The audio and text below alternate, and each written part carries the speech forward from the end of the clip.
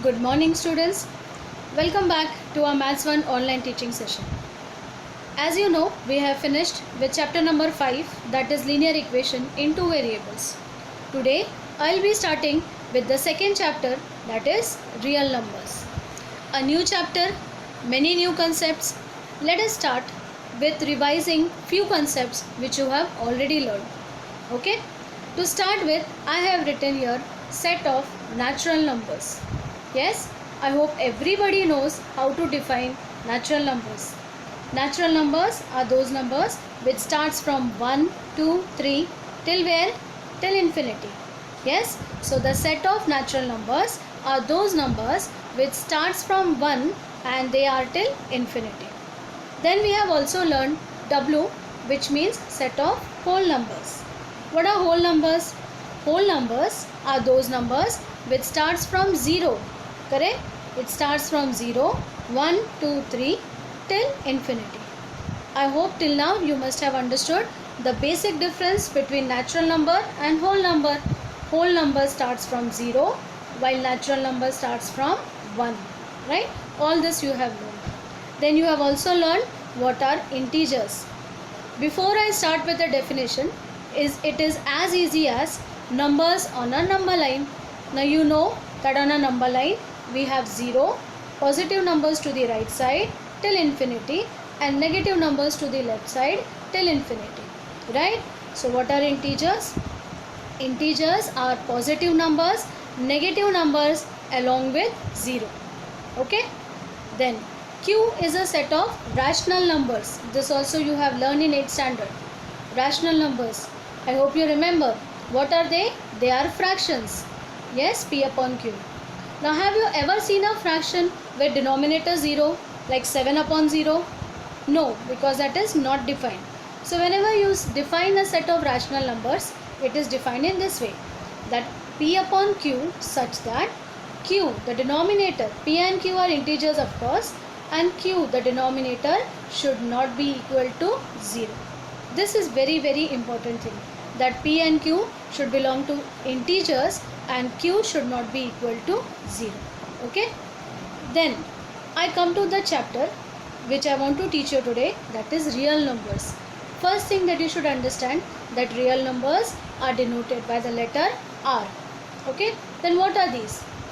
Real numbers are defined as set of rational and irrational numbers together. Okay? So what are real numbers? Set of rational and irrational numbers together are called real numbers. So I hope you know what are rational numbers. Rational numbers I have defined here, that they are fractions. About irrational number, I'll tell you in detail as we move to the next slides. Okay? Now, in order to make the concept clear, I have shown a tree diagram of numbers. Right? Numbers are broadly classified into real numbers and imaginary numbers. Now, imaginary numbers means what? Square root of negative numbers. They are represented by I. Okay? This in detail you will be learning in higher standards. We are not going to go much in detail about this. We will restrict ourselves to real numbers. Right? So real numbers are further divided into, I told you, real numbers are what? Set of rational and irrational numbers. Correct? Now rational numbers are fractions. Rational numbers can be integers also. Why? See, if I write -5, that can very well be written as -5 upon 1. That is the reason it is told that rational numbers are integers. Integers are further whole numbers. Whole numbers are further natural numbers. I hope you are understanding all this. Okay? Then, this is about the classification of numbers. Let us start with our chapter. Before that, I have collected here 3 important points for you. Let us see that one by one. First thing, decimal expansion of real numbers. Now what is this? First is terminating decimal expansion. In this, the remainder becomes 0. Means what? That if I have a fraction and I divide it, then the remainder will become 0 after some steps. This you will understand when I tell you this example. See the example, 1 upon 2. 1 upon 2 when I divide, it is nothing but 0.5. And when I divide, division comes to an end. Yes, I will get the remainder 0. Such numbers are nothing but rational numbers. The next type is non-terminating recurring. Now what is the meaning of this? See, the word itself is telling you non-terminating. Terminating means ending. Non-terminating means not ending. Okay? Non-terminating and reoccurring. Reoccurring means the remainder repeats itself after some times. Now what is the exact meaning of this? See here. I have given you example of 1 upon 3. When you divide it, you will find the remainder keeps on repeating itself, because of which I will get the quotient same 0.3333 and continuing. The division is not coming to an end and remainder is repeating itself. Okay, so non-terminating, division not coming to an end. Reoccurring means the same quotient it will get repeated. Such numbers are also rational numbers. Okay, then I told you about irrational numbers. I will tell you in detail. See, what are irrational numbers? Irrational numbers are those numbers which are non-terminating and non-recurring. Now what are the meaning of these two terms? Non-terminating means what? If I divide a fraction, the remainder will never come to 0. Okay, or it repeats itself. Means what? I keep on dividing, I will not get 0, nor the quotient or the remainder will repeat itself. See, 1428. If I take an example of 22 upon 7, what is it? It is pi value. Okay, so what is pi? 3.1428571429 and so on. You divide it and see. Then you will understand that remainder is not coming to 0, nor it is repeating itself. This type of expressions or this type of things are called as non-terminating, non-recurring. Okay, so let us quickly revise what we have learned till now. We have learned terminating decimal expansion, which means the remainder will come to 0, division will end. They are rational numbers. Then we have learned non-terminating recurring, division will not come to an end. Okay, and remainder will repeat itself. They are also rational numbers. The third type is non-terminating, non-recurring. Means what? Remainder is never 0 and it will not repeat itself. Okay? So with all this knowledge, we will now start with the next exercise. Before that, four important points to remember. Okay? See. It's just a summary of whatever I have told you just now.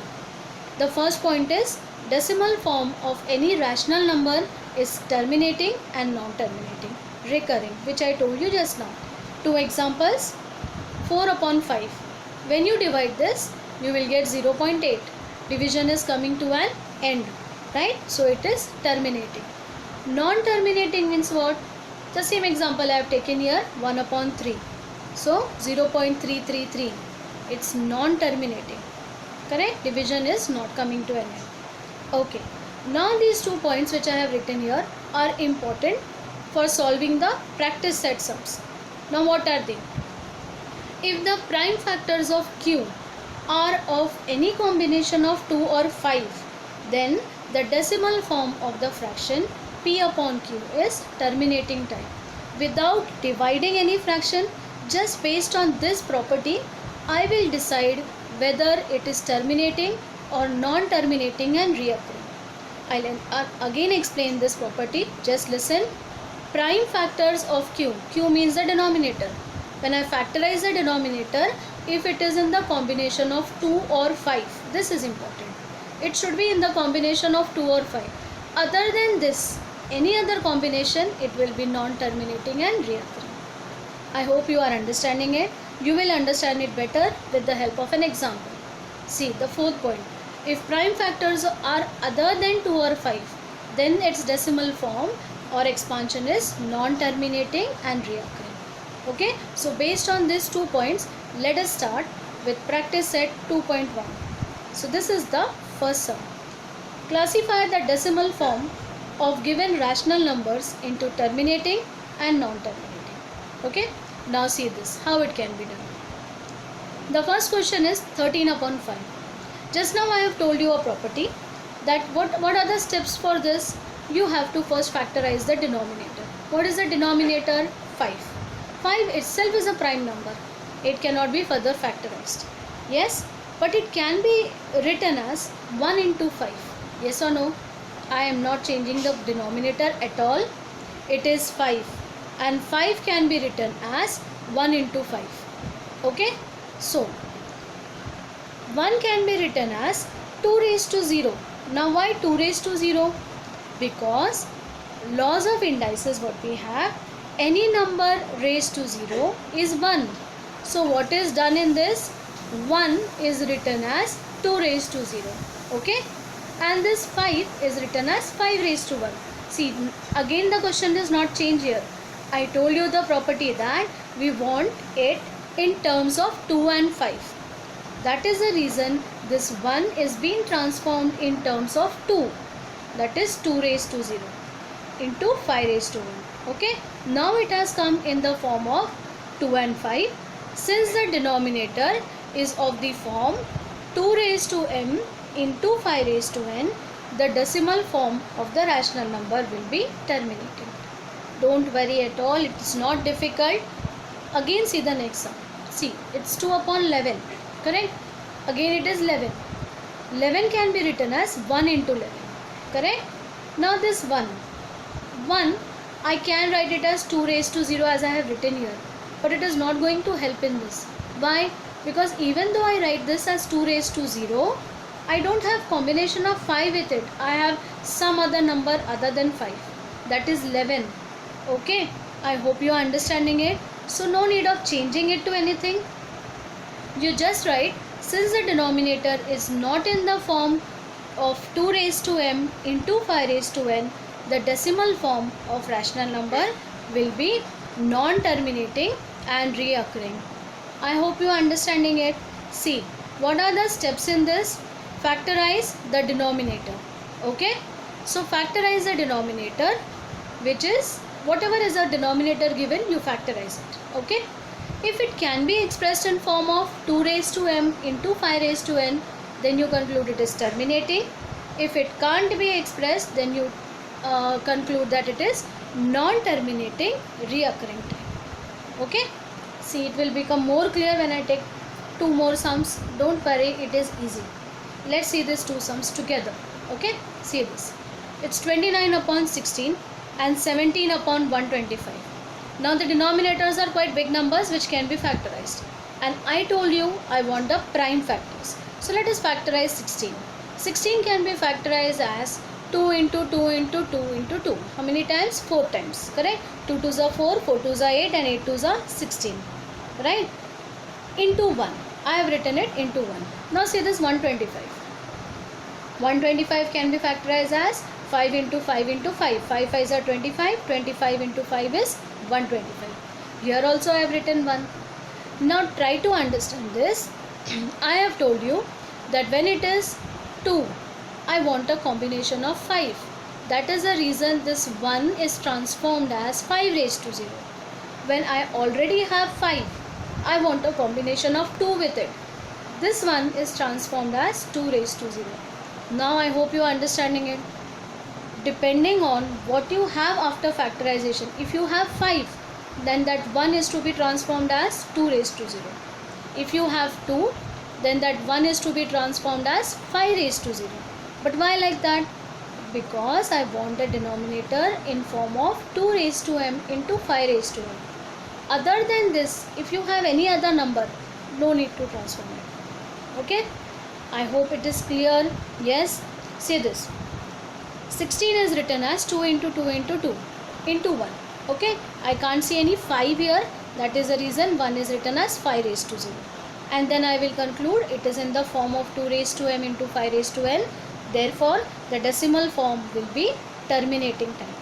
Okay? Same way when I come to this 17 upon 125. It is 5 into 5 into 5 into 1. Correct? Now I can see 5, but 2 is not there. So 1 is transformed as 2 raised to 0. So this is again in the form of 2 raised to m into 5 raised to n. Therefore, the decimal form will be terminating type. Both are exactly same. This is the thing to understand. When you have 5, write 1 as 2 raised to 0.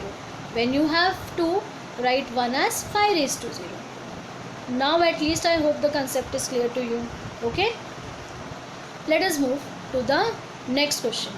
The next question is 11 upon 6. Now I want you to think on your own. See this. It is 6. 6, what are the prime factors? 2 into 3. Correct? I can also write it as 2 into 3 into 1.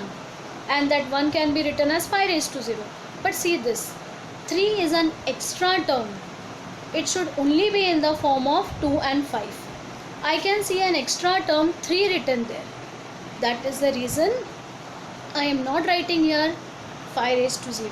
Okay? Since this extra term 3 is there, so we write, since the denominator is not of the form 2 raised to m into 5 raised to n, the decimal form of the rational number will be non-terminating reoccurring term. Now is the concept clear to you? Suppose I give you 11 upon 7. Correct? Now 7 is a prime number. I cannot transform it into the form of 2 raised to m into 5 raised to m. So it will be non-terminating reoccurring. Okay? So let us move to the next question. The next question is, write the following rational numbers in decimal form. The first one is 127 upon 200. Now see, question is what? A fraction is given, you just have to convert it into a decimal form. It is as easy as dividing it. But there are ways and means to make the division easy. Okay? What is to be done? I can write this 200 as 2 into 100. Correct? Why like this? Because now this 127 upon 2 can be divided and we can get 63.5. Okay? Then the 63.5 upon 100, which can be written as 0.635. Okay? No hard and fast rule that you do by this method only. You feel that dividing by 200 will be easier for you. You can divide and get the answer as 0.635. Okay? It's not compulsory that you do by this method. I have done it. If you find it easy, you can do it by this method. Now see next one. 25 upon 99. Now there is no other way, you have to divide. But when you divide, you get the answer as 0.252525. Okay? Now since 25 is reoccurring, correct? I am going to put a bar over it. So this is non-terminating reoccurring. Division is not coming to an end and the quotient is repeating itself. So whichever terms are repeating, whether it is one term or two terms, see there are 2 digits repeating here. So I am putting a bar over it, 25. Okay? I hope you are understanding it. Same way, the next one. It is 23 upon 7. Now many will divide up to 2-digit or 3-digit decimal point and leave it. But look at this. I think after 6 digit the numbers are repeating. So you have to keep on dividing at least till 6-7 digits and find out whether the numbers are repeating. If they are repeating, that set of numbers you have to put a bar. Okay, so in this it is 3.285714, 285714. Again it will be 285714. So this set of numbers are repeating, hence you put a bar over it. Okay, I am not showing division here because it is simple division.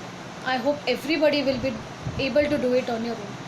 Okay, then the next question. Fourth one is 4 upon 5. Now again I am telling you, no hard and fast rule to be done by this. You can simply divide and get the answer as 0.8, or what I have done, since I saw 5, I have multiplied by 2 up and down, numerator and denominator. It became 10. Why like this? Now it will become easy to put 1-digit decimal point. So it is 8 upon 10, which can be written as 0.8. Okay, you can divide and directly get the answer like this. If you want, you can do by this method. The last one, 17.8. When you divide, you will get the answer as 2.125, which is terminating. Like I am going to get the remainder as 0 in this. Okay, so the answer is 2.125. I hope whatever we have done in this session is understood to you. I have only covered 2 types of questions in this. Correct? To convert a fraction into a decimal, which is straightforward division. Yes, and the first type where I have to find out whether it is terminating or non-terminating. For that I have given you 2 rules to remember. Okay, don't worry, this chapter is not difficult. 1 2 Romans only we will do every day. Remaining we will continue in the next session. Thank you.